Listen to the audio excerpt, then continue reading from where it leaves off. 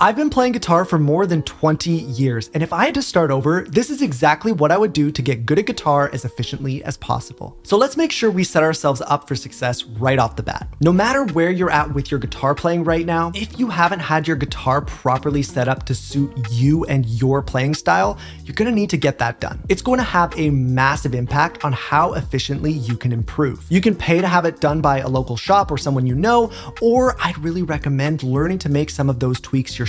You'll find that every guitarist kind of likes something a little different. So being able to make those quick adjustments to fit what you like can be a total game changer. Now, let's get into the things that I would just completely ignore. The first thing, reading sheet music. I played bass guitar in middle school band, so I did learn how to do it back then, but for the majority of guitarists, it's just not necessary. Because since those days, I've never needed it. Not even once. There are some very specific reasons you may want to learn to read sheet music, but for most of us, it's just not worth spending the time required on it. The other thing that you really shouldn't worry about at all, at least for a while, are modes. For most music styles, you're gonna be sticking to the major, minor, and pentatonic scales. Once you master those, then you can start looking into Dorian or Mixolydian, but really, for now, don't even worry about it until you're really solid. Now, there are a few big rules that I would set for myself. The first would be that I'd set up my guitar right by my desk, out of the case and on a stand, just so it's right in plain view and easy to grab whenever I have a spare second. Another rule would be that I'd have to pick it up at least twice a day. It can be for 5 minutes or 5 hours, but a minimum of twice a day. Next, I choose a few specific players that I look up to as examples of how I want my playing to sound and develop. I realize I'll probably never quite get to that level, but it gives me some form of direction, something to aim at. Finally, I'd pick just a few good teachers to guide me. There are so many great teachers and resources to learn from out there, but I don't want to be learning the same thing a bunch of different ways. I'd pick one or two that really resonate with me and my learning style and stick with them. Okay, let's get into the good stuff, the things I would actually be focusing all of my time and efforts on. First thing,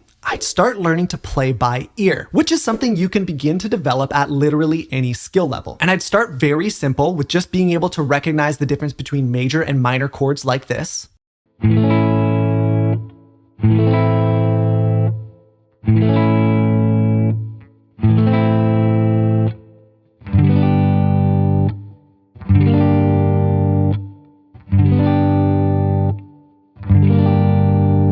And then work up to putting a massive focus on being able to find the key end chords of a song completely by ear. Those basic skills unlock a whole world of opportunities for your playing long term. And in my view, they are the things that bring you from just being a guitar player up to being a true musician. My next point of focus would be on developing my rhythm, something that gets massively overlooked, especially when your goals revolve around soloing and being a lead player. Rhythm is the most universally important skill you can have. And that spans every genre and every style too. So every single time I'd sit down to practice, I'd be doing at least one thing that focuses on building my sense of rhythm and timing. My favorite and the most accessible rhythm exercise that I'd use is muted picking along to songs like this.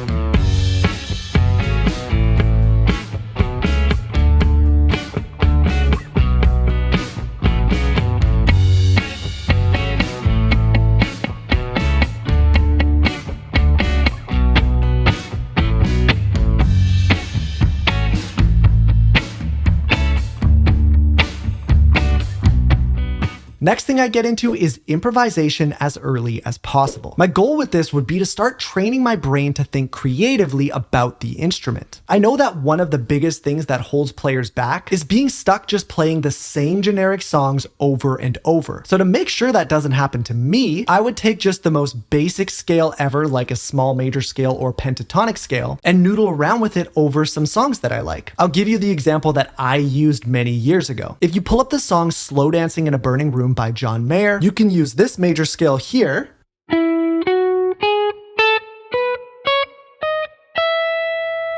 or this pentatonic scale here,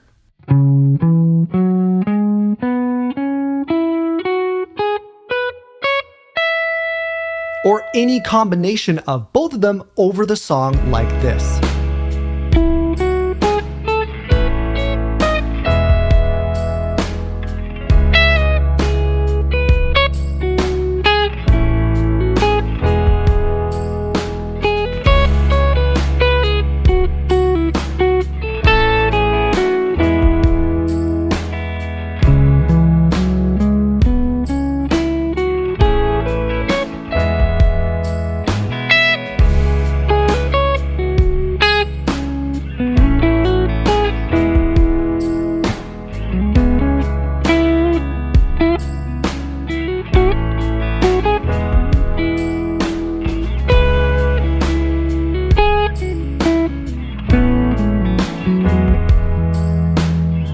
One thing that resulted in me wasting literally years was refusing to learn any music theory whatsoever. Now, the truth is, I'd probably still ignore most of it, but there are 3 key things that I would definitely learn as soon as possible. The major scale and why it's so important, how major and minor keys work, and how chords are made. With just those 3 things, you'll understand most of the magic behind music and what makes it sound good or less good. I have a great lesson that you can check out that covers all the truly essential music theory that I'll link down in the description for you. Next, I'd learn a few fretboard navigation systems. Now, I understand that different things work for different people, but we need some way to break the fretboard up into more than just a grid of notes. What I found really worked for me are many of the systems I teach here on my channel. So things like octave centers, the home bass, and the horizontal and vertical cage system. I put a good bit of time into building up my fretboard understanding by learning systems like these. And that's because they allow me to play comfortably in any key at all times,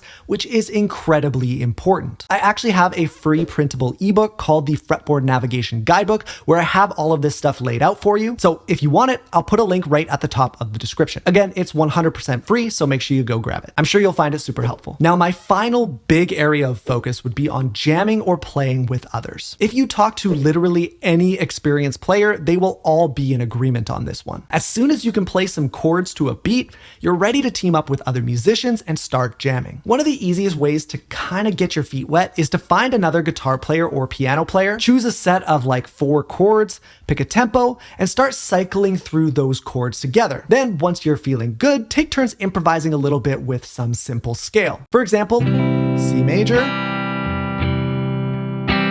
A minor, F major,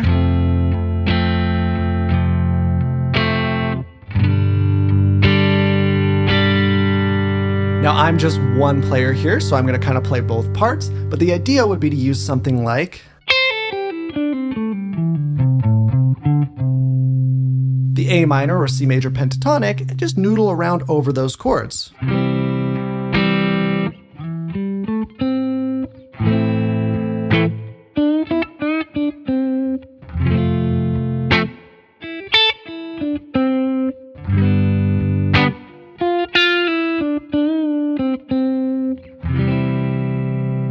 If you're not lucky enough to know other musicians to play with, I'd recommend searching for some groups online because they are out there. So to recap, I'd work on playing by ear, I'd spend time developing my sense of rhythm, I'd learn and practice improvising, even if it's just super simple, I'd make sure I know those 3 basic music theory concepts, solidify my knowledge of the fretboard using the systems that work best for me, and finally, I'd apply my skills to the real world by jamming with others. Something you might have noticed is that learning songs wasn't really on my list. I think most people would choose to include that, but for me, it wasn't as much of a difference maker, especially since my focus is on creativity more so than being able to repeat what someone else has already played. But that's going to change based on your goals, so I think it's still worth considering. From here, I'd recommend you check out this lesson up on the screen. Don't forget to grab that free Fretboard Navigation Guidebook linked at the top of the description.